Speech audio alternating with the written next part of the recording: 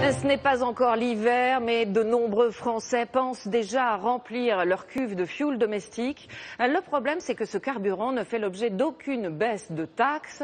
A priori, il ne sera pas pris en compte non plus dans les tarifs sociaux prévus pour l'eau, le gaz ou l'électricité. L'association Famille Rurale dénonce cet oubli du gouvernement et demande des précisions. Yves Ginca, Régis Maté, avec notre bureau à Strasbourg.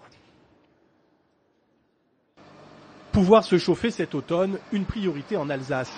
Ce matin, ce négociant en fioul livre ses clients. Ici, il fait le plein pour la chaudière. Donc la douloureuse, ça fait 940 s'il vous plaît.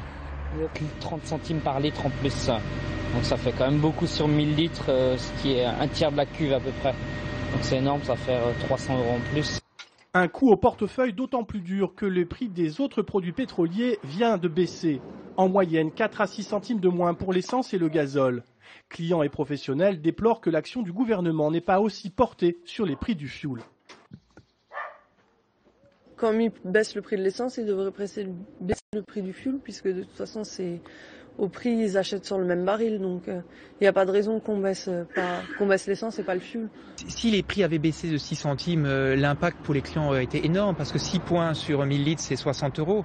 Donc ça a un impact quand même beaucoup plus important que sur le carburant. Ça aurait soulagé les ménages. Ces dernières années, le prix du litre de fioul ne cesse d'augmenter. Il coûte aujourd'hui 99 centimes. Depuis 2009, le prix a quasiment doublé. Pour l'association Famille Rurale, le gouvernement doit agir.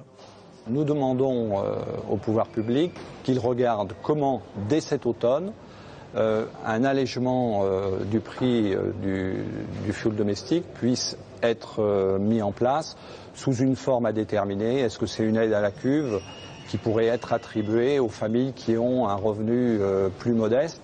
Selon le gouvernement, une loi sur la précarité énergétique est en préparation. À l'origine, elle ne devait concerner que l'électricité, le gaz et l'eau.